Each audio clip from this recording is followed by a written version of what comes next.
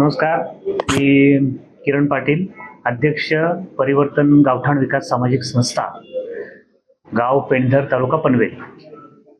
साधारणतः 3 वर्षापूर्वी सिडको असेल किंवा शासनाची विविध प्राधिकरणं जी विकासासाठी शेतकऱ्यांच्या जमिनी संपादित करतात किंवा लँड पुलिंग कन्सेप्टनी विविध पुनर्वसनाचे पॅकेज देऊन जमिनी संपादन करतात, त्याच्यावर काही जण शेतकऱ्यांना अन्याय होतो असं आम्हाला दिसलं. खास करून आमच्या पेंढर गावामध्ये काही प्रकरणं अशी आली, आम्ही स्वतः त्याच्यामध्ये बाधित होतो. तर मग गावातले ज्येष्ठ मंडळी सर्व एकत्र येऊन मी गावातली एक संघटना बनवली आणि तिला एक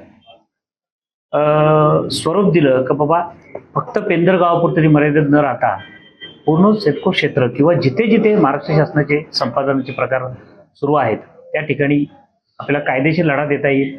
मोर्चे निदर्शनं न काढता कायद्याच्या ज्या तरतुदी आहेत त्या तरतुदींच्या अधीन राहून शासनाने जे प्रकल्प आपल्यावर लादलेले आहेत, प्रकल्प शक्यतो वाईट नसतात, पण त्या प्रकल्पामध्ये जे पुनर्वसनाचे निकष असतात, पुनर्स्थापनेचे जे निकष असतात, व्यावसायिक पुनर्वसनाचे जे निकष असतात, तिथे कुठेतरी आपल्या मागण्या कमी पडतात आणि मग होणारे प्रकल्प ज्याच्यामध्ये दुसऱ्यांचा विकास होतो आणि शेतकरी मात्र त्याच्यामध्ये बाधित होतात आणि ते भकास होतात. ते न होण्यासाठी शासनाने करून ठेवलेल्या कायद्याच्या तरतुदींचीच व्यवस्थित अंमलबजावणी करून प्रकल्पाला विरोध करण्यापेक्षा प्रकल्पामध्ये आपण स्वतः काही बदल करून किंवा प्रकल्पाचे जे पुनर्वसन कसे त्याच्यामध्ये काही आपल्या फायद्याचे बदल करून प्रकल्प बाधित होण्यापेक्षा प्रकल्प मालक कसा होता येईल, तो प्रकल्पामध्ये भागीदारी कशी मिळेल, यासाठी आम्ही परिवर्तन गावठाण विकास संस्थेची स्थापना केली. आणि हळूहळू सिडको असेल किंवा MMRDA काही आहेत, MIDCचे काही प्रकल्प आहेत, नैना असेल, तर कायदेशीरप्रमाणे गावोगावी बैठक घेऊन प्रबोधन करण्याची सुरुवात केली. आता सॅटर्डे 26 ऑक्टोबर 2024 रोजी आमच्या संस्थेला 3 वर्ष पूर्ण होतात, तर त्याचा 3रा वर्धापन दिन आम्हाला साजरा करायचा होता. तर मग जाणकार मंडळी जे आहे, जसे ओबीसी नेते राजाराम पाटील साहेब असतील, उरण सामाजिक संस्थेचे सुधाकर पाटील साहेब असतील, त्यानंतर कॉम्रेड भूषण पाटील आहेत, दीपक पाटील आहेत, ॲडव्होकेट विकास पाटील, अशा लोकांच्याशी सलामसलत केल्यानंतर असं दिसतंय का फक्त वर्धापन दिन साजरा करण्यापेक्षा कुठला तरी एखादा कळीचा मुद्दा आपण उचलून त्याच्यावर एक विचारमंच तयार करू शकतो का, यावर चर्चा करायला हवी होती. तर मग नैना जो सिडकोचा प्रकल्प आहे, ज्याच्यामध्ये साधारणतः सुरुवातीला 256 गावं बाधित होत होती आणि साधारणतः 1000-2000 हेक्टर जमीन त्या खाली जाणार होती, तर आता ते 105 साधारणतः 95 गावामध्ये नैना आता सीमित झालेली आहे आणि साधारणतः 7 ते 8 हजार हेक्टर जमिनीवर तो प्रकल्प येतोय. तर त्याच्यामध्ये शेतकऱ्यांचे फायदे कशा प्रकारे होतील आणि जो प्रकल्प जसाच्या तसे जर अंमलात आला तर शेतकऱ्यांचे नुकसान कसे होतील, त्याच्यावर थोडी चर्चा होणे गरजेची होती. कारण आतापर्यंत जे आपण बघितलंय 2 प्रकारचे मतप्रवाह याच्यामध्ये होते. विरोधी पक्षाचं असं होतं का फक्त प्रकल्प विरोध करायचा आणि त्याला हद्दभर करून टाकायचं. 10 वर्षामध्ये आपण ते बघतोय, पण आजपर्यंत असं काही झालं नाही. आणि साईड बाय साईड शासनाने असं केलं, सिडकोने असं केलं की ज्या शासकीय जमिनी होत्या, गुरचरण जमीन असेल, नदीपात्राच्या जमिनी, फॉरेस्टच्या जमिनी असतील, आकारीपटच्या जमिनी असतील, ज्याची कागदोपत्री मालकी शासनाकडे होती आणि गावकऱ्यांकडनं असे कुठले ठोस प्रस्ताव गेलेले नव्हते की ह्या जमिनी आम्हाला गावठाण विस्तारासाठी किंवा आमच्या कुटुंब वाढीसाठी हव्या आहेत, त्याच्यावर असं कुठलं आरक्षण तुम्ही टाकू नका, अशा प्रकारचे फक्त पत्र गेले असतील.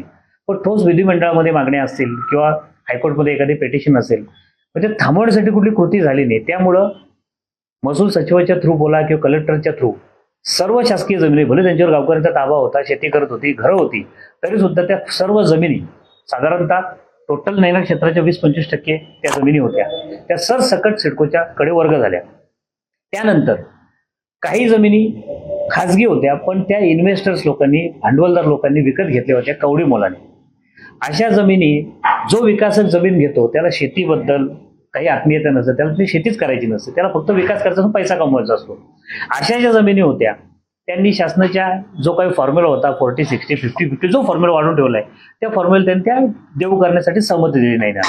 त्याच्यामुळं टोटल 100% पैकी 60-70% पर्यंत जमिनी ऑलरेडी शासनाकडे जवळजवळ गेलेल्या आहेत. मात्र राहिलेल्या जमिनी ज्या आहेत त्या निव्वळ स्थानिक शेतकऱ्यांच्या आहेत. त्याला कोणी सहमती देत नाही, कारण सरकारने किंवा नैनाने जे काही पुनर्वसन पॅकेज दिले ते लोकांना मान्य नाहीये. त्याच्यात काय अन्यायकारक बाबी आहेत, त्याच्यावर प्रॉपर टेक्निकल चर्चा होणे गरजेचे आहे. ती करण्यासाठी वर्धापन दिनाच्या दिवशी आम्ही असं ते आयोजन केलेलं आहे. तर सगळ्यात महत्त्वाचं म्हणजे हा निवडणुकीचा हंगाम आहे आणि प्रत्येक उमेदवार म्हणजे हे यामध्ये शेतकरी कामगार पक्षाची सातत्याने या नैना प्रकल्पाच्या विरोधात भूमिका होती. तर भारतीय जनता पार्टी त्याचे समर्थक, अन्य पक्ष देखील महाविकास आघाडीचा घटक म्हणून नैना प्रकल्पाला विरोध करत होते. आता निवडणुकीचा हंगाम आलेला आहे आणि अशा वेळेला तुम्ही हे चर्चासत्र आयोजित केलेलं आहे, तर तिथे उपस्थिती या लोकांची असायला पाहिजे होती. मग असं काय आयोजन आपण केलेलं आहे, त्यासाठी काही काळजी घेतलेली आहे का? बघा, साधारणतः निवडणुका लागल्या, आचारसंहिता मध्ये सुद्धा साम टीव्ही असेल, एबीपी माझा असेल, नेहमी सर्व पक्षीय जे उमेदवार असतात त्यांच्या जनतेप्रती विकासाप्रती काय भूमिका आहेत आणि त्यांचं इलेक्शन मॅनिफेस्टोमध्ये त्यांनी जे काही वचननाम्यामध्ये लिहून दिले त्याचे ते अंमलबजावणी कसे कसे करणार आहेत ते करण्यासाठी विचारमंच आयोजन करते. तर सर्व पक्षातले उमेदवार तिथे येऊन त्यांची उत्तरं देतात. तसाच काही प्रयत्न आम्ही केला आमच्या वर्धापन दिनाच्या औचित्यातून. ते काय असं प्लॅनिंग केलेलं नाही का इलेक्शन म्हणूनच केलं. वर्धापन दिनाचा कार्यक्रम आमचा ऑक्टोबरमध्येच असतो. तो आहे ऍक्च्युली 28 ऑक्टोबरला, पण ते इलेक्शनचे फॉर्म वगैरे भरण्याची गडबड असेल, लगभग असेल, कोणाला यायला जमेल नाही जमेल, प्लस 27ला संडे असल्याकडे आम्ही तो सॅटर्डेला कार्यक्रम ठेवलेला आहे. आणि जे लोकप्रतिनिधी स्थानिक आहेत, आता या चर्चासत्राला विशेष जी उपस्थिती आहे, जे मुख्य आकर्षण, जे मुख्य मार्गदर्शक असतील ते आहेत ॲडव्होकेट प्रल्हाद कचरे सर.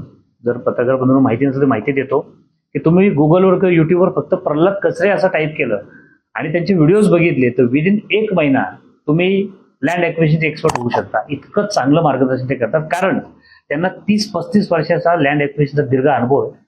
ते अतिरिक्त जिल्हाधिकारी होते पुण्याला. साधारणतः काही वर्ष त्यांनी औरंगाबादमध्ये महसूल आयुक्त म्हणून काम केलेलं आहे. आर्बिट्रेटर ते होते इंडियन ऑइलच्या जमीन संपादनामध्ये. त्याच्यानंतर सिडको औरंगाबाद आणि सिडको नाशिकमध्ये त्यांनी संपादनाची प्रक्रिया पूर्ण केलेली आहे. त्यांना दीर्घ अनुभव या आर्बिट्रेटिंग प्रोसेसचा आणि TPS स्कीमचा आहे. तर ते एक प्रमुख वक्ते आणि मार्गदर्शक म्हणून आपण पुण्यावरून बोलवलेले आहेत. आणि दुसरे जे आपले मार्गदर्शक आहेत ते आहेत ॲडव्होकेट KT खांडेकर साहेब कोल्हापूरचे, जे बॉम्बे पोर्ट ट्रस्टचे लिगल ॲडवायझर होते 30 वर्ष आणि अतिरिक्त जिल्हा न्यायाधीश राहिलेले आहेत. त्यांना सुद्धा संपादनाबद्दल, प्रकल्पग्रस्तांच्या प्रश्नाबद्दल चांगली जाण आहे. हे 2 प्रमुख वक्ते आपण बोलवलेले आहेत आणि त्यांच्या मार्गदर्शनाखाली नैनाचे ज्या TPS म्हणजे नगर परियोजना, नगर रचना परियोजना म्हणजे टाउन प्लॅनिंग स्कीम TPS जे जाहीर केलेले आहेत, त्याच्यामध्ये शेतकरी त्याचे काय काय बदल करता येतील किंवा ते कसे कसे शक्य आहे याच्यावर ते प्रकाश टाकण्याचा प्रयत्न करतील. आणि परिवर्तन गावठाण विकास सामाजिक संस्थेतर्फे मी स्वतः एक पॉवर पॉईंट प्रेझेंटेशन देणार आहे.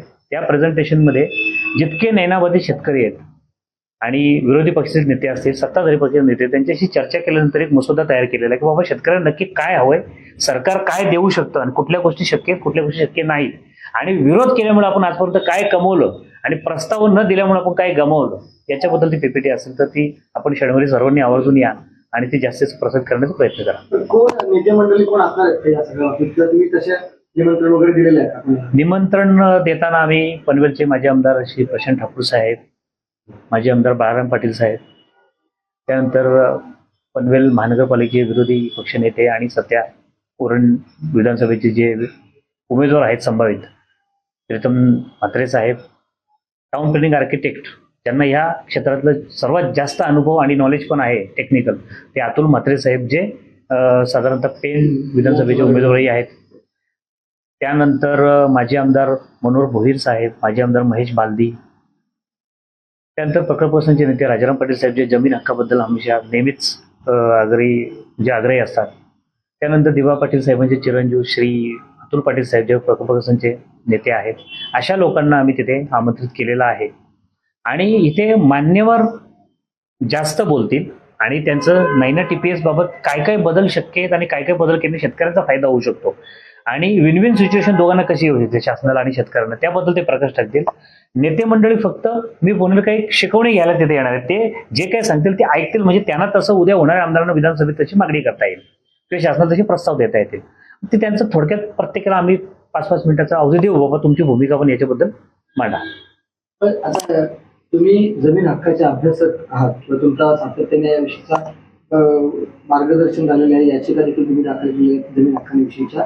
आता व्यक्तिगतरित्या नैनाच्या बाबतीतली जी शेतकऱ्यांची भूमिका आहे विरोधाची किंवा सत्ताधाऱ्यांची बाजूची, याकडे तुम्ही त्रयस्थ वगैरे पाहता तेव्हा तुम्हाला कुठल्या गोष्टी जाणवतात? बघा, परिवर्तन गावठण विकास सामाजिक संस्थेच्या मार्फत आम्ही उरणच्या मुळेखंड पासून, केगाव पासून तर तुम, चिर्ले, घोट, करंजाडे, शिवकर भरपूर ठिकाणी अशा गावसभा आयोजित केल्या, मोठ्या मोठ्या मिटिंग्स घेतल्या, चावडीवरच्या सभा घेतल्या आणि लोकांचं प्रबोधन करण्याचा प्रयत्न केलं. का शासन जेव्हा विकासाची योजना घेऊन येते, आता एवढं तर नक्की आहे का आपला जो पनवेल, उरण आणि पेणच्या अलीकडचा जो पट्टा आहे, तिसरी मुंबई, याच्यापुढे लोक शेती कंटिन्यू करतील असं दिसत नाहीये. किती जरी कोणी बोललं का आम्ही शेती कंटिन्यू करू, होतं काय, जर कुठली योजना आली नाही तर लोक जमिनींचा भाव वाढतो, त्याच्यामुळे विकत जातात किंवा त्याच्यावर अनधिकृत बांधकामं करतात, त्याच्यामुळे अतिक्रमण वाढतात आणि मग परिस्थिती होणार उल्हासनगर सारखी, मुंबऱ्यासारखी. त्यामुळं सुनियोजित विकास जो असतो म्हणजे प्लॅन सिटी आपण बोलतो, ती होणे गरजेचं आहे. पण ते होताना जर गावं भागास होत असतील किंवा गावं उद्ध्वस्त होत असतील, गावं जर विस्थापित होत असतील, त्याला परिवर्तन गावठण विकास सामाजिक संस्था सर्वप्रथम न्यायालयामार्फत आव्हान देणार. हे 3 वर्षापासून आम्ही सांगत आलोय. म्हणून ह्याच्यावर जर तोडगा काढायचा असेल तर प्रकल्पाला विरोध करून आपलं नुकसान करून घेण्यापेक्षा आलेल्या प्रकल्पामध्ये जी त्यांनी आपल्याला निकष दिले का तुम्हाला एवढे एवढे पैसे मिळतील किंवा इतक्याचा भूखंड मिळेल, असा FSI मिळेल, त्याची आपली सरकारने त्यांची जी स्कीम बनवलेली आहे त्याच्या उलट विरोध करण्यापेक्षा आपण आपली स्कीम बनवायची, सरकारला द्यायची. तर याच्यामध्ये आम्हाला एवढंच मिळतं, आम्हाला एवढं एवढं पाहिजे, त्याचं पत्र देऊन, मोर्चे काढून, उपोषणाला बसवून, निदर्शनं करून नाही, प्रॉपर ड्राफ्ट करा, हायकोर्ट मार्फत टाका किंवा विधिमंडळामध्ये आपले जे प्रतिनिधी असतात. आता 2.5 वर्ष महाविकास आघाडी सुद्धा सरकार होती, त्यावेळी सुद्धा 2 आमदार महाविकास आघाडीचे होतेच विधान भवनामध्ये, त्यांनी सुद्धा अशा मागण्या करायला पाहिजे होत्या. अजूनही वेळ गेलेली नाहीये, पण जर विरोधाचीच भूमिका शेवटपर्यंत ठेवली तर नक्कीच नुकसान होईल.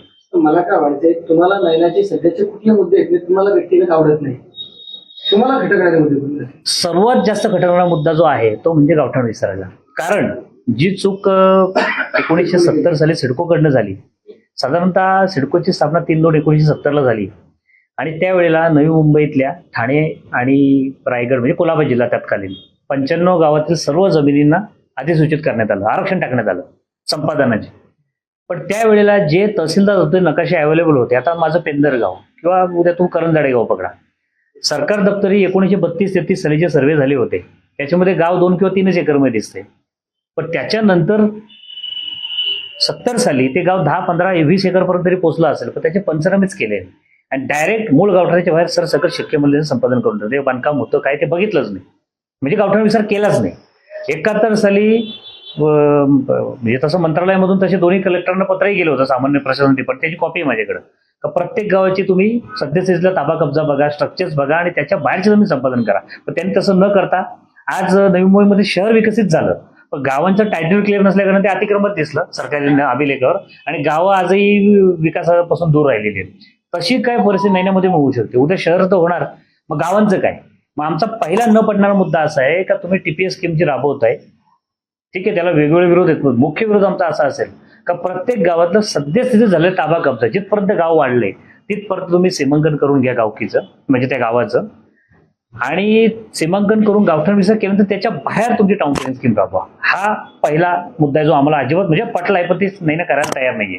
त्यांनी जुन्या नकाशावरच डायरेक्ट प्लॉटिंग करायला सुरुवात केली. त्याच्यामुळे प्रॉब्लेम असा झालाय का समजा एखाद्या माणसाचं 10 गुंठ्याचं शेत असेल गावाच्या बाहेर, आणि त्याच्यामध्ये 3 गुंठ्यामध्ये तो ऑलरेडी बांधकाम केलेलं आहे, चाळ असेल, गोठा असेल, घर असेल, राहिली 7 गुंठे जमीन. आता नैनाने काय केलंय, 40%, ठीक आहे, लोकांना 50% हवे, 55% हवे, तो दुसरा मुद्दा आहे आपला चर्चेचा. पण सध्या जर समजा एखादा शेतकरी बोला ठीक आहे बाबा 40%चा घेतो मी, चला म्हणजे 10 गुंठ्याच्या बदली मला 4 गुंठ्याचा प्लॉट येतो. पण नैना टाउन प्लॅनिंग स्कीमने काय केले, त्याचे एक्झिस्टिंग 3 गुंठ्याच्या बांधकामावर तो 4 गुंठ्याचा प्लॉट टाकलाय. मग फिजिकल त्याला 1च गुंठ्याचा प्लॉट मिळतो. वस्तू त्याला जेव्हा CC घ्यायची असेल, बांधकाम करायचे असेल, त्याने ज्या बिल्डरला बांधायला दिलं ते 3 घर त्याला तोडावे लागतील. मग हा सर्वात मोठा अन्याय आहे, कारण गावामध्ये टाउन प्लॅनिंग अधिकारी नसतो, कोणी CC घेतलीच नाही किंवा किंबहुना शासनाची दिली नाही. कारण काही लोकांची घर खासगी सातबारावर आहेत, काही लोकांची गायरान जमिनीवर आहेत, काही लोकांची फॉरेस्ट जमिनीवर, काही लोकांची आकारीपट जमिनीवर, काही लोकांची नदीपात्रामध्ये आहेत, त्यांना CC मिळूच शकत नाही. आणि गावामध्ये टाउन प्लॅनिंगचा अधिकारीच बसलेला नसतो, त्याच्यामुळे कोणी ती परमिशन घेतली होती, फक्त घरपट्टीवरच घर बांधलीत लोकांनी.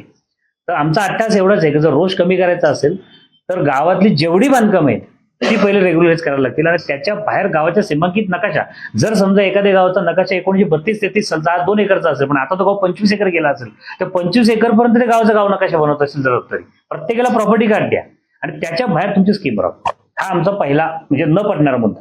दुसरा मुद्दा असा आहे का जे भूखंड तुम्ही देताय पहिली गोष्ट तुम्ही ते सोडत बिडत काढून काही देऊ नका, आम्हाला फ्रीवर मार्केट द्या. ते बहुतेक मी असं ऐकलं की ते यायला तयार झालेलं आहे, पण त्याचे काहीतरी बेटरमेंट चार्जेस आणि वेगवेगळे डेव्हलपमेंट चार्ज घेताय.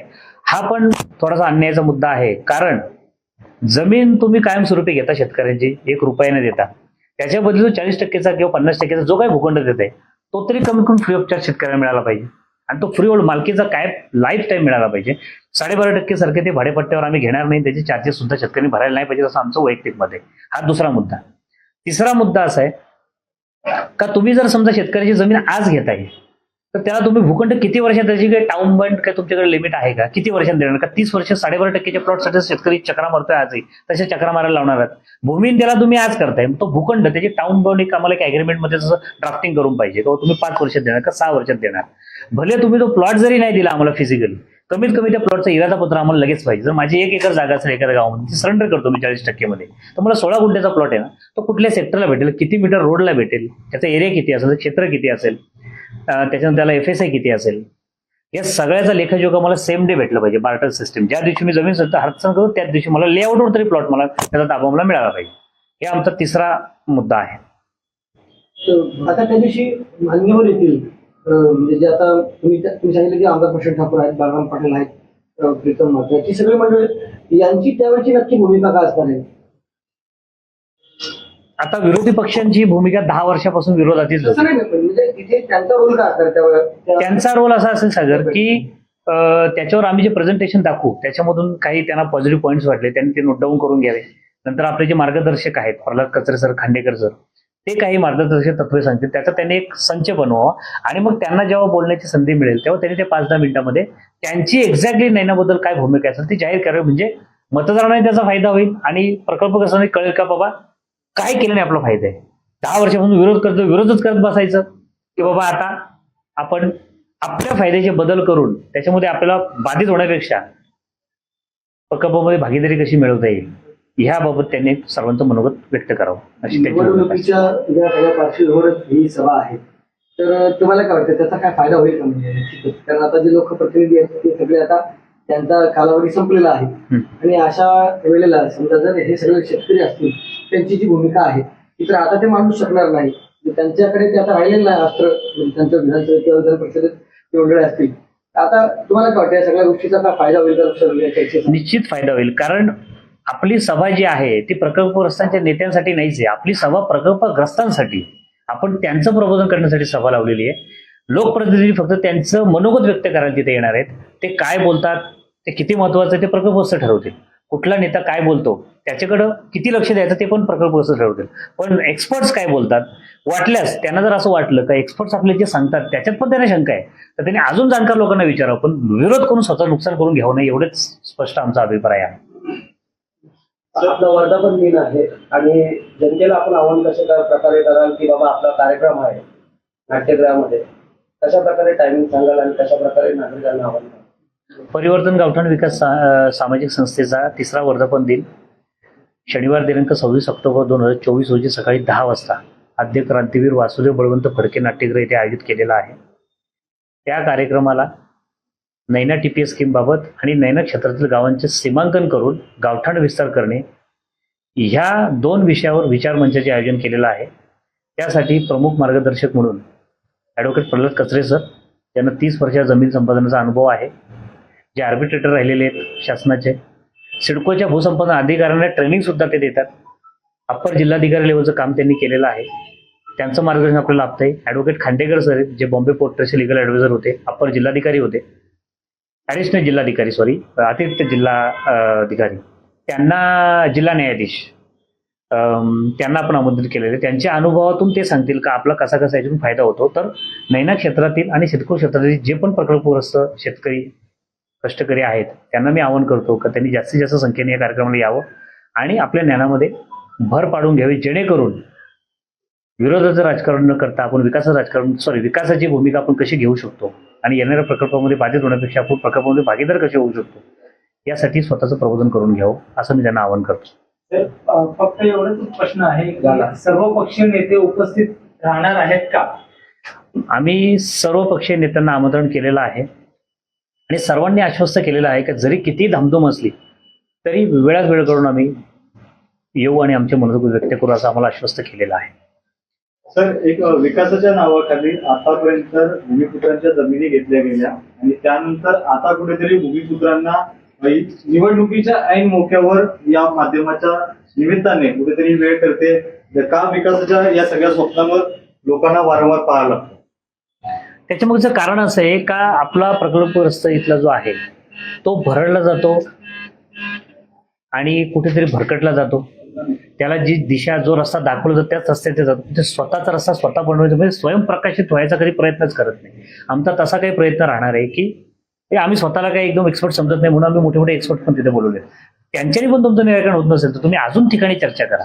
पण शक्यतो आपला फायदा कसा होईल तशा प्रकारचा विकास सरकारकडनं करून घ्या अशी आमची भूमिका आहे. दे धडक बेधडक वृत्त देणाऱ्या आपल्या शिवसत्ता टाइम्स न्यूज चॅनलला लाल बटन दाबून सबस्क्राईब करा आणि बेल आयकॉनला क्लिक करायला विसरू नका.